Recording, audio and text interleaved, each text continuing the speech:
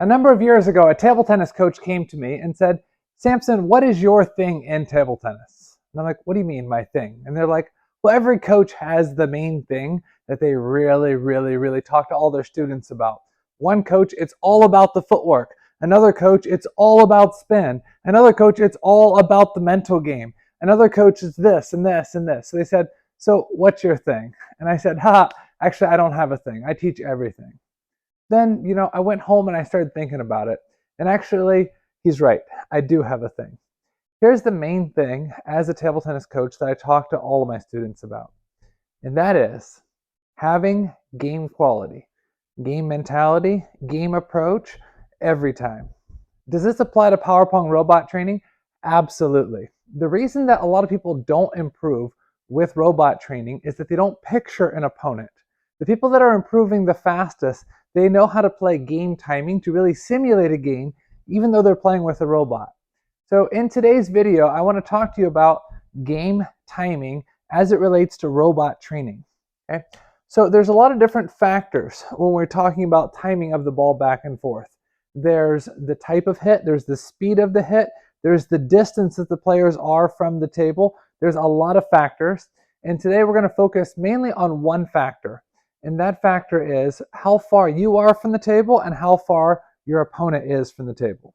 So if you and I are both playing fairly close to the table, and I hit a shot there, and then you hit a shot back, and I hit there and you hit back, it takes about 0.5 seconds for the ball to clear the table, and then 0.5 seconds for the ball to come back. So it's a fairly slow rally. That's about 60 balls per minute.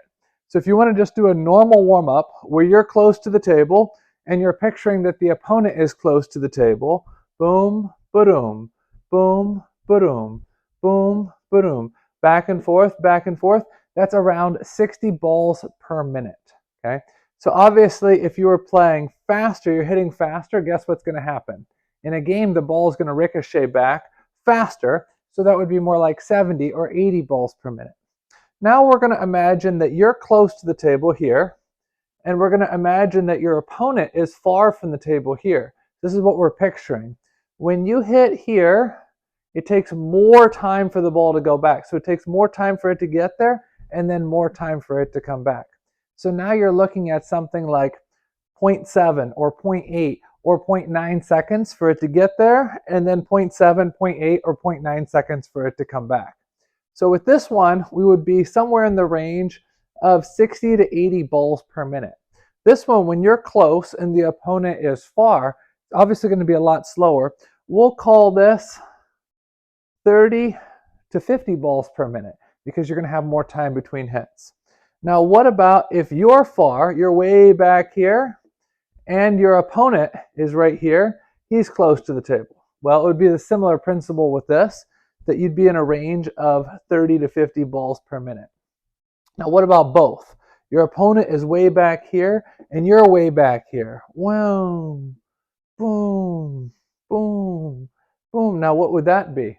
That would take a long time for the ball to reach there. That would take somewhere between 1 second, even 1.5 seconds, for the ball to reach him. And then it would take somewhere between 1 second to 1.5 seconds for it to come back. So if it were to go, let's say, we'll call it 1.5 there, and then 1.5 back, that's 3 seconds between hits. So 3 divided by 60 is what? It's 20. So that would be like 20 balls a minute. Now what happens if it takes 1 second to get there and then 1 second to get back? Then that would be 30 balls per minute. So being able to picture an opponent in your mind and being able to time the shot with the robot in accordance to what would actually happen in the game is really going to help your mental game as far as being able to visualize it. It's going to allow you to really rehearse the right things. And one for one, you're going to be getting more out of your Power Pong robot training. This principle here applies to all the Power Pong robots. Power Pong Omega, Power Pong Delta, and Power Pong Alpha Plus. For more free articles and videos, make sure you check out our new website, powerpongrobots.com. And if you're watching this on YouTube, make sure you hit that like and subscribe button.